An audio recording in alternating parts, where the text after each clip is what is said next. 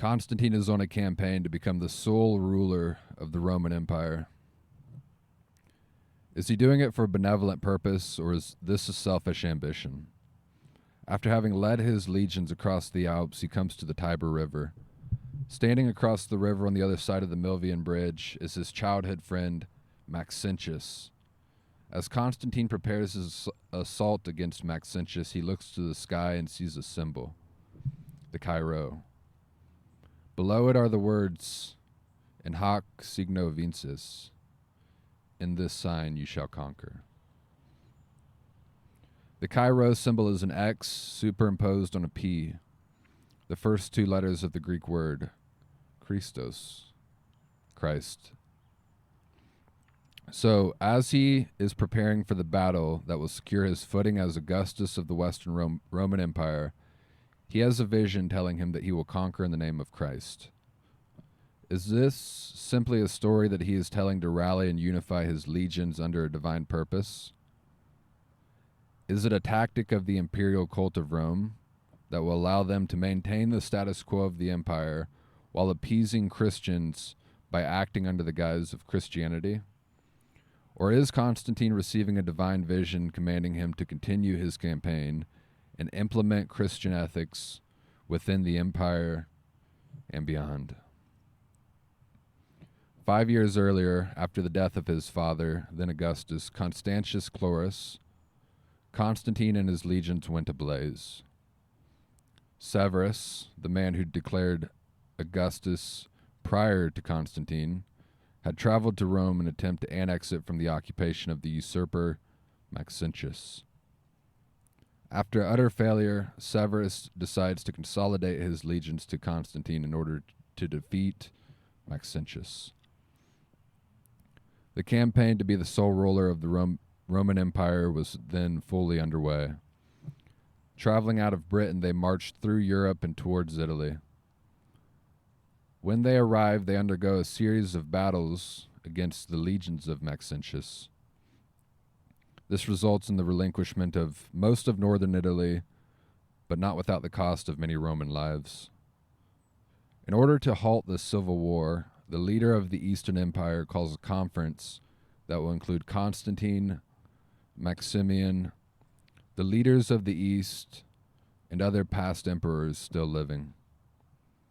At this conference of Carnuntum in 308, they'd come to the decision that Maximian was to abdicate his power once again, and Maxentius is to be seen as an illegitimate ruler. Even more consequential, however, this conference decided that Constantine was not the right man to be Augustus of the West. Instead, he would continue to hold the position of Caesar. The new Augustus would be a man who'd been serving as a general in the East, Licinius. This caused the conference of Carnuntum to effectively be, in the eyes of Constantine, a waste of time. Immediately following the conference, Licinius remained in the East as the theoretical Augustus of the West. Constantine traveled back to Italy to continue his campaign against Maxentius. In the essential war of Christianity seeking truth and freedom from the imperial cult, a web of diversion has come about. At the conference, all retired emperors were present. They were devoted proponents of the imperial cult. The leader of the conference, Galerius, had himself been a major persecutor of Christians and created several martyrs. One of the martyrs was St. George. George was, like Alban, a Roman soldier who defiantly refused to denounce his Christian faith in front of Galerius. While others were engaging in pagan, likely human, sacrifices, George refused and was tortured unto death. Within 5 years after his consistent and brutal persecution against Christians, Galerius would begin painting himself as a soft proponent of religious freedom. Christianity had begun growing too fast to quell. Instead of continuing to work against it, he would attempt to scapegoat Maxentius with the problems of the empire while slyly pivoting his own stance. At the time of the conference, he'd do this by letting a new political figure, Licinius, rise. Licinius was a longtime friend, someone unknown by the public. Licinius would initially come onto the scene as a supporter of religious freedom and ally of Constantine. However, like it always been, Constantine would be the one leading soldiers on the front lines. Now, here at Milvian Bridge, Constantine has defeated Maxentius. The establishment of Rome does not recognize Constantine as Augustus, not now, nor will they in the coming years. In reality, they have no choice. After victory at the Milvian Bridge, Constantine and his legions control all of Italy, and all land that lies to its north and west. The establishment are, without directly antagonizing Constantine so as to avoid a civil war between East and West, diplomatically denying his rule as emperor. Yet he claims to have seen a Christogram in the sky, telling him that he will conquer in that symbol.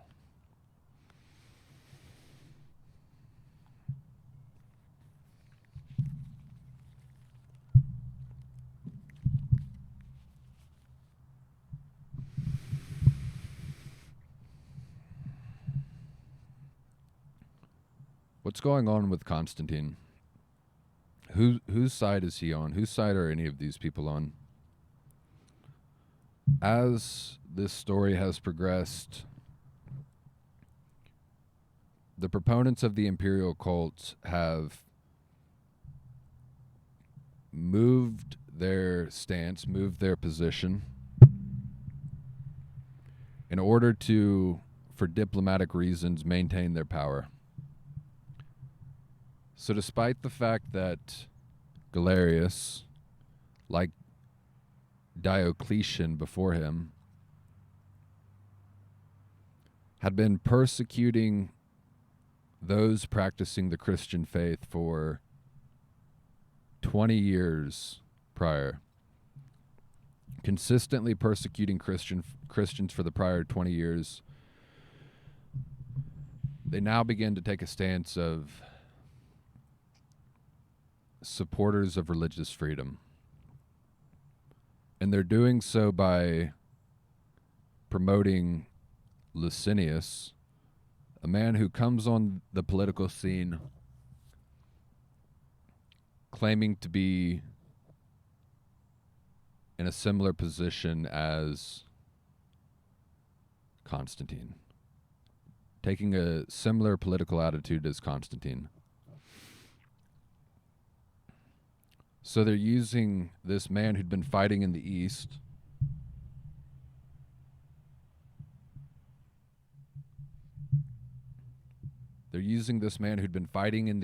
as a general who is completely aligned with everything that they're looking to do. Meaning their main focus is to keep their power. The Imperial Cult allows them to be seen. It forces the public to see them as lowercase g gods. And as long as this ideology of the Imperial Cult is allowed to be maintained and is forcefully maintained, there's a barrier between them and the rest of the public. You've got human beings, the population, the people who are working, merchants, people who are engineers, creators, soldiers, especially frontline soldiers, human beings. And you've got these deified figures of emperors, military leaders. And that is the ideology that the Imperial Cult protects. It enforces and protects that ideology. So it establishes this barrier between the population and these leaders at the top. So all of these individuals, the retired emperors being Diocletian, the person who started the Tetrarchy, Maximian, who is Maxentius' father, and at this point, the primary leader, the Augustus of the West, Galerius, all maneuvering and navigating their continued power so that they can maintain the structure of an imperial cult, be more tolerant towards they're willing to be more tolerant towards those who are practicing Christianity. But it's as though they're just barely moving the needle. Because what they don't want to do is they don't want to give up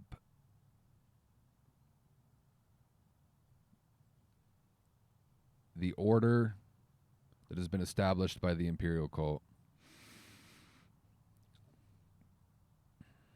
So I ask what side is Constantine really on, because we've got this question of he's clearly on a mission campaign to be the sole emperor of the Roman Empire. But is he doing it for a selfish reason? Is he doing it for something like a saintly endeavor in order to relinquish control of the imperial cult and give freedom to Christianity? Or is it all a long-term strategy by this Imperial Cult of Rome because they see this growing movement happening among the Christians? They see this exponential rise of conversions. They know that they can't continue to quell it for much longer. So they're playing chess and setting up these false light leaders of a puppet of Licinius, who they put in the position of Augustus. But is Constantine that same type of individual as well? So we've got this focal point of, to this point of this, we've got this focal point of Constantine seeing the Christogram in the sky, the Chi Rho.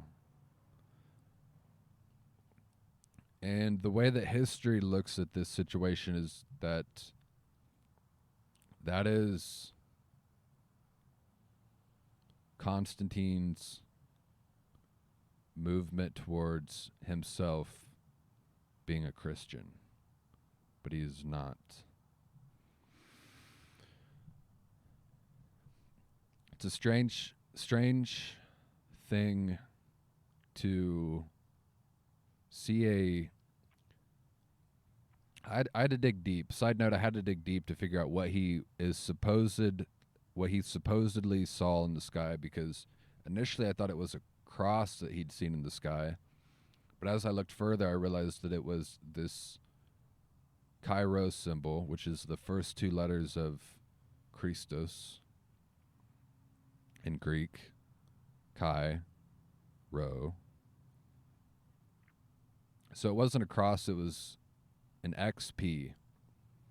So it's strange that you would have this symbol that is purported to represent Christianity, but then have these words under it that translate to, "In this sign you will conquer." Is that Christianity? Is that the purpose of Christianity?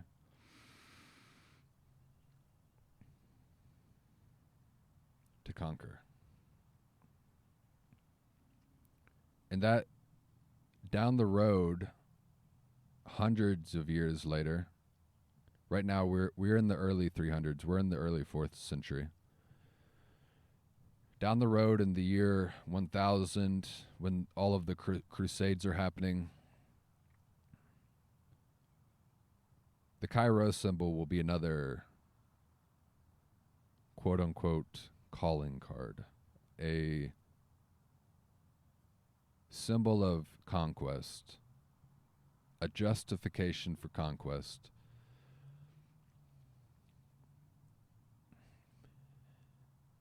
And at this point, Constantine is not a Christian. So he's experienced all of these things. He's experienced this meteoric rise. But he is not a Christian. And the whole reason why I went down this path of researching this point of history is because I was curious about the Nicene Council. And that is where all of this is leading to.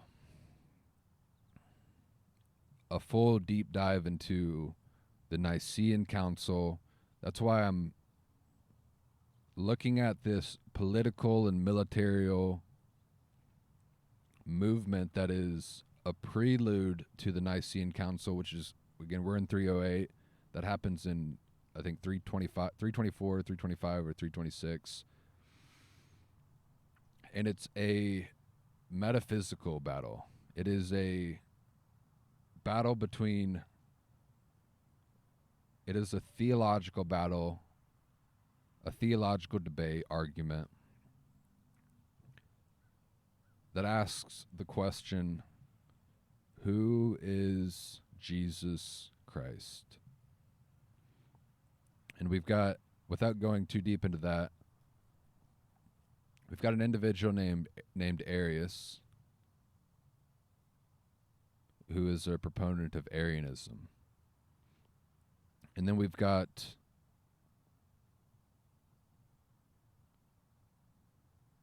the other side. And the other side is the modern perspective of who Jesus Christ is.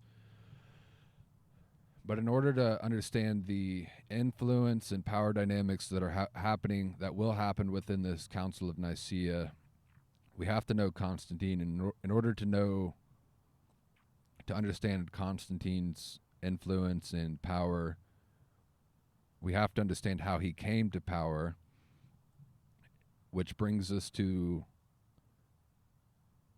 this focal point of his vision of seeing the Chi Rho symbol in the sky of, in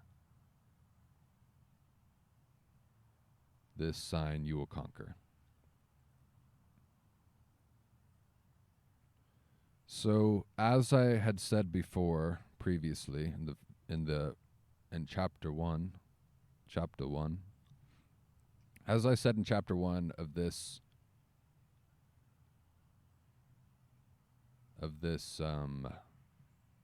glimpse into history,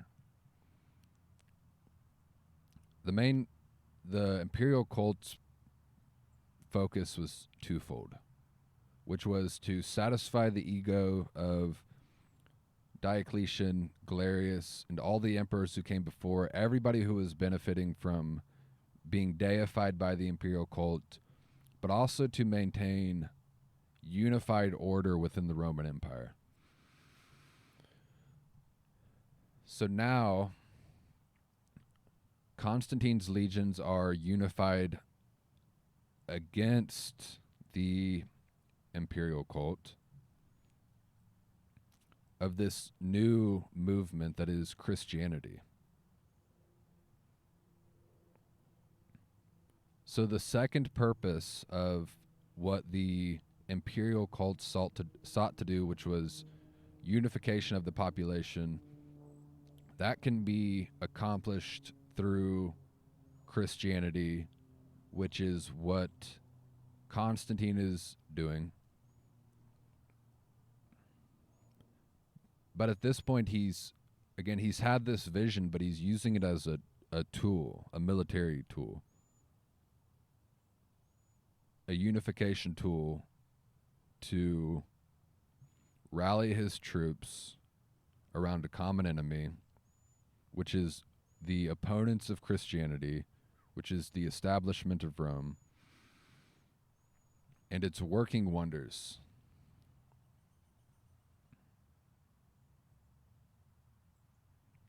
So is the Christianity that Constantine is currently promoting,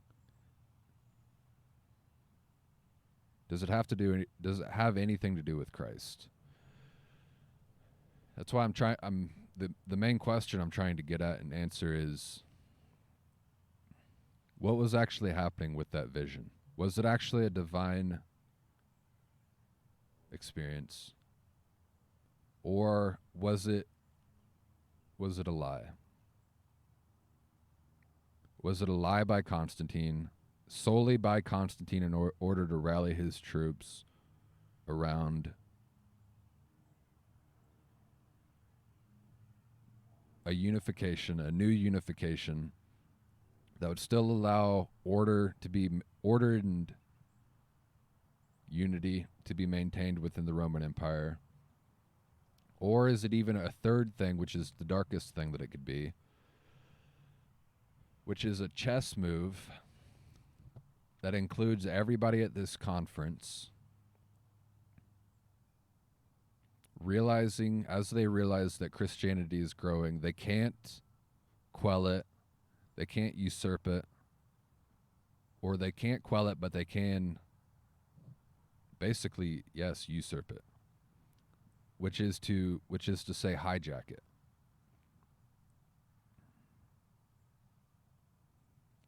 So if you think about what could have happened at this conference, or even prior to, they see Christianity growing, and the leaders here are like, hey, we're not going to be able to stop this movement, but what we can do is hijack it and scapegoat all of our problems to Maxentius. We need an enemy, a common enemy. We don't want to lose our power, so me, Galerius, I'm going to shift my position. Although I've been persecuting Christians, I'm going to shift my position to softly on the side of Constantine, not fully on the side of Constantine. And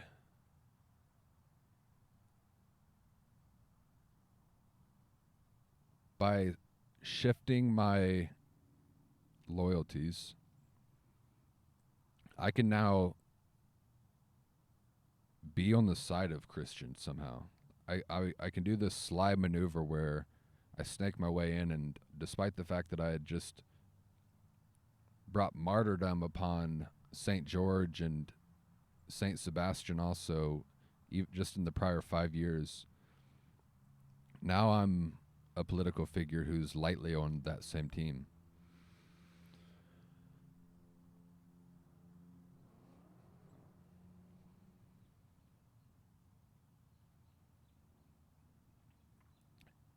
So is Constantine lying? Is Constantine telling the truth? Is he lying individually to rally his troops to shut down the establishment and, for good reasons, end the Imperial Cult of Rome? Or is the whole thing a lie and he's actually on the side of the Imperial Cult of Rome? And it's a way for them to maintain power within the shadows.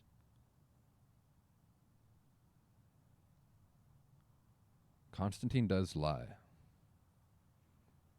Because this individual, Maximian, who is the father of Maxentius, also allied himself with Constantine against his own son Maxentius. And Constantine's father, Constantius, had been somewhat raised by Maximian, so Maximian is kind of like a grandfather to Constantine. That's why him and Maxentius were childhood friends. But right before, or I'll reveal a bit of the future here, and right after this battle at Milvian Bridge, Maximian will be living in Rome among Constantine, and Maximian, it's a strange story, but Constantine pressures Maximian to end his own life. And the first story that came out was that Maximian did it on his own, but several years later, Constantine will change the story. And Constantine will say that, yes, he had Maximian put to death because Maximian had plotted to end Constantine's life. And the way that Constantine figured this out was because one night Constantine placed a eunuch in his bed, and Maximian's soldiers came into Constantine's room and ended the life of this eunuch because they thought it was Constantine. So apparently that never happened, but Constantine just ends up telling that story to gain the support of the public. But all of that to say, there is a lie happening there. So that's after this vision of the Chi Rho symbol. It shows that Constantine is willing to lie to progress his own agenda.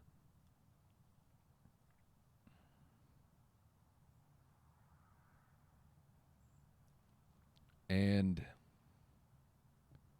Constantine, at the end of his life, will be baptized. I'll end with this. Constantine will be baptized long after the Nicene Council. Saying this doesn't reveal the rest of the story. Long after the Nicene Council, Constantine will be baptized, but the individual who baptizes him is a very controversial figure. It's a controversial figure who has not been yet revealed in the story. So based on the events that have happened so far, the question is this: what is Constantine's real intentions here? Is he trying to gain power for his own personal ambitions? Is he really a